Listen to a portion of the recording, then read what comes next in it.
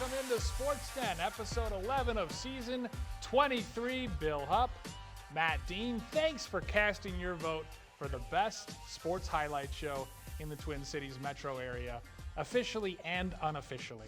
And Matt, it's playoff time, it's a good time, and thankfully our teams are heavily involved in both football and volleyball. That's right. We got the football state tournament starting up this weekend. We had a couple of teams in contention, hoping to break through into that in the North Metro TV community. We'll also round out the volleyball season as well. We've got a couple of candidates from our local area teams to help us do that. Let's get into the highlights starting Friday night as Spring Lake Park traveled to Monticello. The top two seeds facing off in a rematch of Week 7, which was won by the Magic. Wisconsin commit Luke Emmerich, who's yo-yoed between quarterback and wide receiver this year for Monticello, finds Brock Holthouse on 4th and short.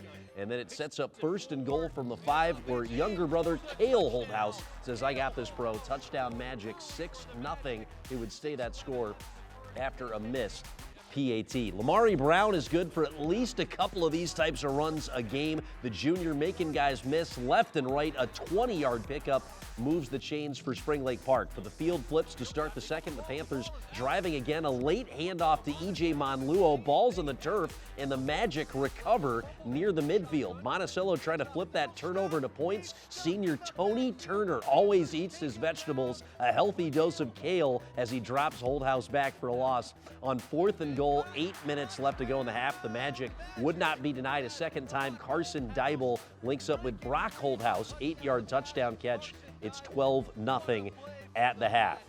So we head to the third quarter now. Brown spearing between the tackles in the red zone. The ball comes loose again. Cale Holthouse playing both ways recovers. He's pushed out at about the 35 in Monticello territory. But once again, the giveaway would not turn into points, and then E.J. Monluo would get loose for a burst just shy of 20 yards here. And again, the Monticello defense bends, but it doesn't break. Spring Lake Park doesn't turn that into points. The Magic made it 18-0 as Carson Dybel connects with Brock Holthouse again on a 4th and 3 backbreaker. 19-0 the final score. I mean, it's a blast being a senior, watching a lot of these kids grow up, having a lot of family on the team, and I mean, the whole team is my family at this point. It's awesome to watch my team succeed. Yeah, and what do you think was the difference maker? You have been able to beat this team 3 times over the last 4 times you've played them. Why have you been able to make it happen? I think that we just come out hot against this team. A lot of the times we start out slow, but for some reason against this team, we're able to just first drive, go down and just score and just be dominant the rest of the game. Well, it's always important getting a shutout because other teams will watch film on us and just see how dominant our defense is. So, I mean, shutouts are always good, especially in the playoffs because every team is top tier. So. And you're a senior, and of course, helping get some of these big fourth down stops. Can you tell me about how important that was today? Well, just what I said in the other question, that the shutouts are just really important. And it looks on the other teams when they watch film on us that their defense is good and they have to prepare for stuff they might not know. And all the things we do with our defense and all the, like Brock was saying, all the family and chemistry we have as a defense just helps. All right, so the Panthers, who finished the regular season 3-5, finish out the year 4-6. Monticello, 3 straight wins over Spring Lake Park going back to the playoff semifinal meeting last year. Also beat him in the regular season. The Magic break a 36-year state tournament drought, dancing for the first time since 1985. They'll have a big task, Bill. They're taking on 4th-ranked Elk River in the state tournament this weekend. Elks are 9-1, really good team. Yeah, perennial powerhouse, defending state champs the last couple years. And Spring Lake Park ended the season on a little bit of a down note, but a big win on the road, taking down Rogers by that 28-7 score. So all in all, you'd have to think John Stewart feels good about how the team's season finished, even though they didn't anticipate necessarily getting shut out in the season finale. But that rivalry between Monticello and Spring Lake Park is really starting to develop. 4 meetings in the last 2 seasons, and Panthers, unfortunately, just 1-3 against the Magic. And the other team in the area involved in playoff action, Blaine. visiting Forest Lake in the second round of the Class 6A playoffs. Bengals already up 3-0 when a 20-yard touchdown pass from Bengals QB Sam Shaughnessy to Zach Larson gives them a 10-0 lead. That's what they'd lead after 2 quarters. Then in the second quarter, it was Sam Shaughnessy doing it on the ground, getting into the end zone. Alexis Larson's boyfriend doing it all. Meanwhile, Forest Lake, they get on the board with a short touchdown pass here before half. But the Bengals led 25-7 at half, as you see one more touchdown pass. Shaughnessy would finish with 5 dimes on the evening and a touchdown run as well. In the third quarter, he added to his total. Bengals put up 21 points in that third quarter to really pull away. Forest Lake trying to stay close with a touchdown, but ultimately Bengals would add one more here late in the third. Long touchdown pass there as he connected twice. Shaughnessy did with Derek Schloman from 34 and from 28 here. This one, the one from 34, as Shaughnessy just had it going on all night long. 250 yards, 5 touchdowns for the UMD recruit. They would add a touchdown run late in the fourth quarter. Forest Lake managed to get one back, but it was too little, too late defensively. Blaine intercepted Forest Lake quarterback Connor Johnson 3 times, and the Bengals move on in the state playoffs. As you see, they'll take on a tough one, top-seeded Minnetonka, who has rolled through the first 2 rounds of the playoffs. But Bengals, hot as any team coming in right now.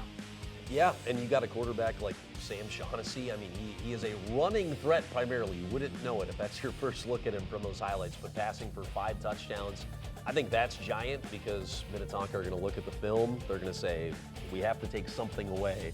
They're probably still going to try to take the run away as much as possible, but Shaughnessy has shown, as you know, these last year and a half really have gone on, he can cut you up through the air when needed. So they're a wild card, but Blaine is hot as they come right now. They've been really, really hot as of late.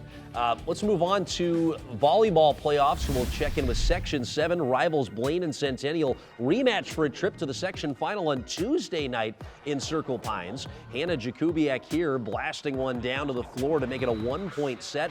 Bengals closing the gap after the Cougars ran out to a 6-0 lead in the first. But Centennial would start to pull away, however. Set point Cougars here. Elena Hakey offers 7th kill to end the first. The Minnesota commit draws first blood in the best of 5, and the Cougars led 1-0. Second set now, Avery DeSoto Weston sets Megan McCarthy, who rainbows one over the block to pull Blaine back within 1. Bengals still trailing. McCarthy here to Jordan Alstrup, but a block party set up by Addie Kemper and Emma Peterson makes it a 5-point cushion here for Centennial. The Cougars a point away from going up 2-0. A nice set off the net here by Chase Manthe, who buys a ticket to Air Peterson. It's a one-way ticket, not coming back, and it's 2-0. Cougars never trailed in either of the first 2 sets. Aubrey Workala was working the ace serve here, freezes the Blaine back line. Cougars are down by 3 at this point. Blaine would wrestle back control. McCarthy would finish the set to force a 4th. In Circle Pines, we got some drama. Senior Jordan Alstrup getting all of that one, breaks an 11-all deadlock in the 4th. But the Cougars would climb back ahead. They finished the match on an 8-5 run. Emma Peterson delivers again to send the Cougars through to the section final. This 4th set was super crucial to have us go to play state sections. We really want to go to state this year. They're a great team. I respect everyone on that team, but really just needed to power through it and just have our composure, keep calm, and just hit the ball. And before that point, your vertical really got our attention. You have a vertical of over 2 feet. How does that help compensate for your 5'7" frame? Because we saw it helped you rise above the competition, so to speak. It helps so much to be because to be short and to be a hitter is super hard, but to be able to jump is great. I can get over blocks. It's awesome. Yeah, I think it's just staying focused and trusting my teammates, because if I'm not executing, I can trust my teammates. Like Emma was doing a great job putting the ball down when I couldn't. So just relying on my other teammates and my setters to still get me the ball, and I'll put it down when I can. What was going through your mind after that third set where you dropped one to Blaine and then had to sweat it out in that 4th set? Yeah, I mean, I know we had it. We just needed to come back stronger and work together, and yeah. So that meant that Centennial advanced to the conference rival Anoka in the Class 4A Section 7 championship game at North Branch High School, and it was a tight affair. First set going back and forth. Centennial able to convert here as Anoka and the Cougars battled hard. Ultimately, Anoka earns a point here and claws back ahead. Still in the second set, Centennial defending well. And the Tornadoes get the point there. Ultimately, Centennial scoring here. Great kill by Elena Hakey. She would finish with a team-high 19 kills in the game. And again, back and forth the two teams went. Centennial took the first 2 sets, but ultimately Anoka would win the last 2 sets. And the Cougars battled really hard, but it would not be enough. Great hit down the line there by Emma Peterson. She finished with 18 kills, second on the team in this match. But ultimately, Anoka wins the last 2 sets to upset the Cougars and advance to the state tournament. I really just think the team played amazing. I mean, I played amazing, but I couldn't have done it without all of them. And I mean, I think I stepped up. I did what I needed to do. I played my role, and I think everybody else did as well. I did start off really scared and nervous, but I started to think about it. It's volleyball. We have to have fun, and I wanted to go to state so bad. I needed to just switch it up and calm down and get those kills in. As we take a look at the Section 7 Class 4A bracket, you see there Centennial avoiding the upset from Blaine, but unable to defeat Anoka in the rematch to deny themselves a trip to the state title. But a fine season nonetheless for Centennial, earning the top seed in Section 7 once again this year. And certainly the future is bright with Elena Hakey coming back as well, the University of Minnesota commit.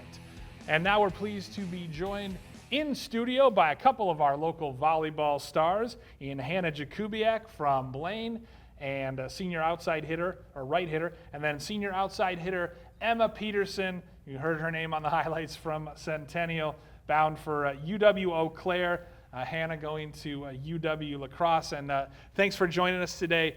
Why don't we start by just asking, what was for you the highlight of your senior year? We'll start with you, Emma.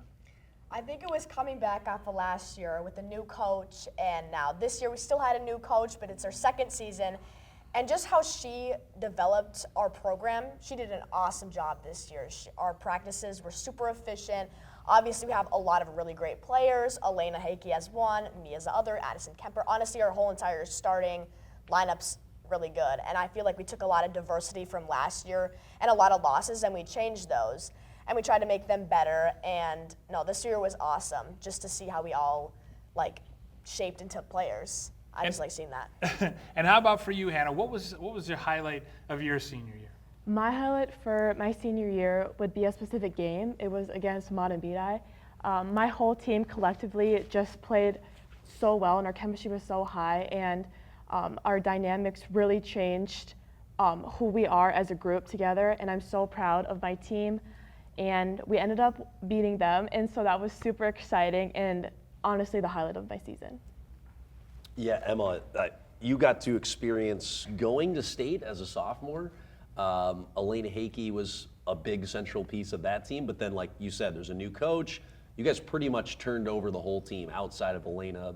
That was last year, your junior year. What did you kind of take from that experience from going to state? And then how cool was that, I would imagine, as an upperclassman, you got to be a big part of Coach Christensen coming in and establishing a new culture, new team identity?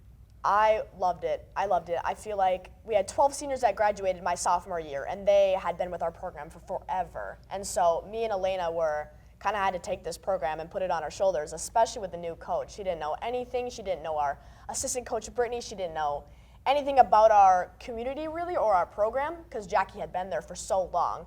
And so she really did I really did have to take the team on my shoulders and try to figure out how to have this coach work with our program and still keep some of the things that we've implemented over the past 25 years when Coach Jackie was coaching.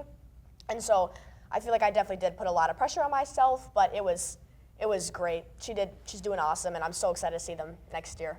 That's really cool. What is it like playing with Elena Hakey? What makes her special? What do we not see the hard work she puts in? She's got the talent, obviously. She's 6'3", she's imposing. Oh my goodness, I love her. We've been so close for like 4 years now. She's awesome as a player, as a person. She's hilarious. She has such the best work ethic, and she does so much film. She works out like 4 times a week. She's just like the definition of a D1 athlete. She's just awesome. I love everything about her. Really cool. Hannah, you mentioned too your team kind of like coming together as the season went along. You guys battled with some injuries. Like when you first played Centennial, you were missing Jordan Alstrup, Megan McCarthy, a couple key players. What did you guys learn about your squad when you were without a couple big contributors? How did that help you see what you had as a team with some other players having to step in and fill roles? Yeah, so we learned that we can push through adversity, and we had a bunch of athletes who were healthy and were able to fill in the shoes of, Megan or Jordan, and we got stronger as a team together, and we pushed super hard, and I couldn't be prouder of my team. Yeah, that's awesome. Emma, I want to pick up something you said. What do you think was the difference between your coach's first year and then her second year? How were you able to sort of gel as a team, and how much more comfortable do you think she felt with her culture the second year? And then why do you think that was? Our first year, she had come in and she knew no one, and we had a brand new team too. We had never played together. Me and Elena were the only people who had ever had varsity experience. So no one really knew what they were doing or what the pace of the game was. And so I feel like the difference from our first year was she thought we were like this awesome team and that we were just gonna come out and do really good, but really we didn't know a lot about each other. We didn't have that tight-knit family. We didn't understand her really, or her coaching style, because it was a lot different than Jackie's. They both are great coaches, but she just was a lot different. And so our second year we came out, she had done so much work during our off season in scouting and lineups and all the things, just getting better practices, getting more efficient practices. And she really came out the second year like, we want to go to state. We have the ability, we have everything that we need. And so she just really put a lot more work and a lot more time and a lot more patience into our team, and she did a great job this year. And I want to ask you, what's it like playing in a conference that's as loaded as the Northwest Suburban Conference? Because you've got Centennial, you've got Anoka, you've got Champlin Park, Maple Grove. What is it like playing in such a tough conference night in and night out? It is hard, but it's also super fun. Being able to play against such high competition is super fun, and experiencing that with my team, we had 8th grade to seniors, and I'm sure we were all nervous no matter what grade we were in, but playing high competition is always fun. I mean, just like playing against Emma Peterson, it's always fun. So yeah. I would imagine too, the last thing I've got, like, you guys both play club volleyball in the off season, so when you see like a powerhouse team like Champlin Park, you often have already played those girls before, like you've seen the velocity coming in for some hard hits, right? Like Emma, I would like to hear from both of you guys on that. But you're not scared when you see like top level talent, because you see it all year long playing club. Yes, I played on a 17-1 team, so that's open volleyball at Select, which is really good. And so I saw Louisville commits, Minnesota commits. I played 6'5", huge outside hitters that are just awesome. And so when I see a girl like Carly Gilk from Champlin, or their libero Lily, or any of them, I played with all of them. I know them personally, I know them as people, and then I also play against them and play on teams with them. So it was awesome just to see them. And I'm so excited that they're going to state. They're going to do great. And so, no, they're awesome, and it does not scare me. Yeah. Last thing for me, we'll end it on a fun one, and again, thank you guys for coming in and joining us in the studio today. Favorite thing about being an outside hitter, because you're both outside hitters. So what's your favorite thing? Is it more fun to get a good kill, a good block? What do you like most about playing the position you play? I love how I'm a 6 rotation player, so I love how I do everything. And being an outside hitter, you get the ball 75% of the time. You just do it. It's just the name of the game. And so you always have to be able to put the ball down or know where you are, or then you also have to play defense and serve receive. And so I really just like doing everything and being that outlet for my team. For me, I mean, nothing's better than a good block, and then your team, like pushing you around. It just feels so good because, there's a lot of technicality in that, and, everyone loves a good block, and then it's like go straight down, and, the whole crowd is cheering you on. So it's just so fun. All right, I want to thank both of our guests again. Emma Peterson, she'll be playing at UW Eau Claire next year, and it sounds like Handy will be playing some club volleyball too at UW La Crosse. So again, thanks to our guests, thanks to Bill Hupp. I'm Matt Dean. We're signing out. Our first fall recap episode of Sports Den, and we'll be back next week recapping the soccer seasons, some state football, and maybe some action at US Bank Stadium to talk about as well for the Blaine Bengals. We'll be back here to recap it all for you next on Sports Den.